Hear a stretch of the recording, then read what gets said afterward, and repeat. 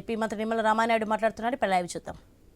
చంద్రబాబు నాయుడు గారు వాటిని మరి ఆ లక్ష్యం సాధించేటువంటి దిశగా మరి ప్రయాణించినటువంటి విధంగాని ఈరోజు రాయలసీమలో ఒక తెలుగు గంగ కానీ, ఒక హంద్రీనివా కానీ, ఒక గాలేరు నగరి కానీ, ఒక వెలుగోడు బ్యాలెన్సర్ కానీ, ఒక గోరకల్లు కానీ, ఒక అవుకు కానీ, ఒక గండికోట కానీ, ఇట్లా రాయలసీమలో ఏ ప్రాజెక్టు పేరు చెప్పినా, ఏ రిజర్వాయర్ పేరు చెప్పినా కూడా గుర్తుకొచ్చేది అన్న ఎన్టీ రామారావు గారు, అదేవిధంగా మన గౌరవ ముఖ్యమంత్రి నారా చంద్రబాబు నాయుడు గారు అనేటి విషయం. ఎందుకంటే మీరందరూ చూస్తూ ఉన్నారు, ఒక కేసీ కెనాల్, ఒక ఎస్ఆర్బీసీ, ఒక బ్రహ్మసాగర్, ఇట్లా ఏ ప్రాజెక్ట్, ఏ రిజర్వాయర్ మరి ఈవేళ రాయలసీమ గుర్తుకొస్తే ఎన్టీఆర్ చంద్రబాబు నాయుడే గుర్తుకొస్తారనే విషయాన్ని ఈ సందర్భంగా తెలియజేసుకుంటూ ఉన్నా. మరి అటువంటి రాయలసీమకి ఇప్పుడే మీరు చూస్తే మరి ఈవేళ ఈ కూటమి ప్రభుత్వం అధికారంలోకి వచ్చిన తర్వాత మరి ఎక్కడ ఏ జలాశయం చూసినా కూడా జలకలతో ఉట్టిపడుతున్నటువంటి పరిస్థితి.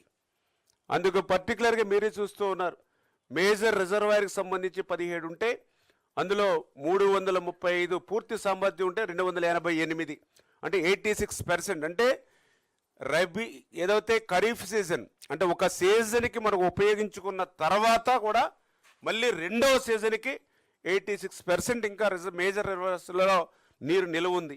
అదే మీడియం రిజర్వాయర్లు చూస్తే 67%.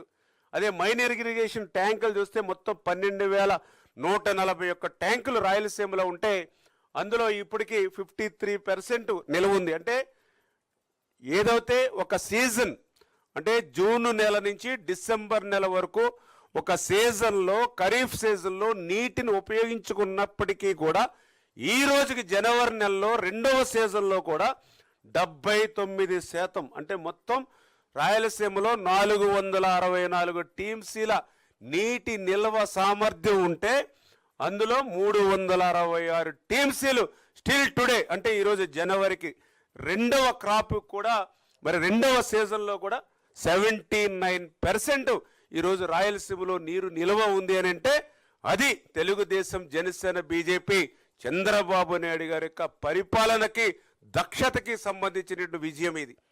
ఈరోజు రాయలసీమలో ఏ ప్రాంతానికి వెళ్ళినా అక్కడ ఉన్నటువంటి రైతులు చెప్తూ ఉన్నారు, ప్రజలు చెప్తూ ఉన్నారు, ఆ రోజు శ్రీకృష్ణదేవరాయల కాలంలో మా తటాకాలన్నీ కూడా జలకలతో ఉట్టిపడుతూ కలకల్లాడుతూ ఉండేవి.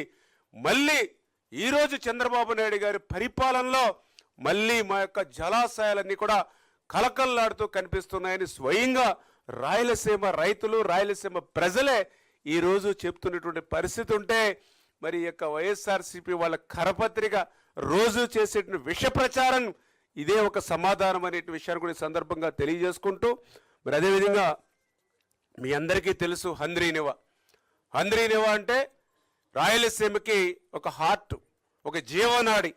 అటువంటి హంద్రీనివాకు సంబంధించి మీ అందరికీ తెలుసు 3,850 క్యూసెక్కుల నీటి సామర్థ్యానికి పంపులు రెడీగా ఉన్నాయి 2019కే.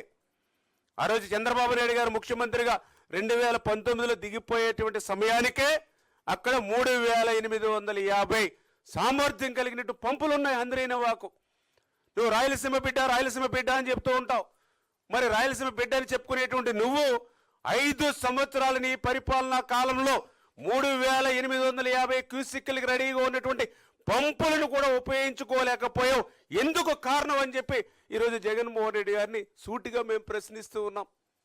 5 సంవత్సరాలు నీ పరిపాలనా కాలంలో ఆ పంపులను ఉపయోగించుకునేటువంటి విధంగా ఒక్క పనిని కూడా ఎందుకు చేపట్టలేదని చెప్పి ఈరోజు జగన్మోహన్ రెడ్డిని సూటిగా ప్రశ్నిస్తూ ఉన్నాం. 5 సంవత్సరాల నీ పరిపాలనా కాలంలో హంద్రీనివాకు సంబంధించి ఒక తట్ట మట్టి కానీ, ఒక అరబస్తా సిమెంట్ కానీ, ఒక్క రూపాయి కూడా ఎందుకు ఖర్చు పెట్టలేదని ప్రశ్నిస్తూ ఉన్నాం. ఖర్చు పెట్టకపోయావు. కనీసం నీ 5 సంవత్సరాల్లో హంద్రీనివాకు ఉపయోగించుకునేటువంటి కరెంటు మోటార్ల బిల్లులు కూడా ఎగ్గొట్టి ఎందుకు పోయావని అడుగుతూ ఉన్నాం. ఇదా రాయలసీమ బిడ్డ చేసేటువంటి ద్రోహం, దగ ఈవేళ రాయలసీమకు అని చెప్పి రోజు ప్రజలు ప్రశ్నిస్తున్నటువంటి పరిస్థితి ఈవేళ జగన్మోహన్ రెడ్డి అని చెప్పి తెలియజేసుకుంటూ ఉన్నా. మరి ఈరోజు కూటమి ప్రభుత్వం అధికారంలోకి వచ్చింది. నువ్వు 5 సంవత్సరాల్లో హంద్రీనివాకు చేయలేనటువంటి పనిని మళ్ళీ ఇంకొకసారి చెప్తున్నా, 5 సంవత్సరాల్లో మీరు హంద్రీనివాకు చేయలేనటువంటి పనిని ఒక్క సంవత్సరంలోనే 3,880 కోట్ల రూపాయలు హంద్రీనివాకు ఈరోజు చంద్రబాబు నాయుడు గారు ఖర్చు పెట్టి 738 కిలోమీటరు ఎక్కడో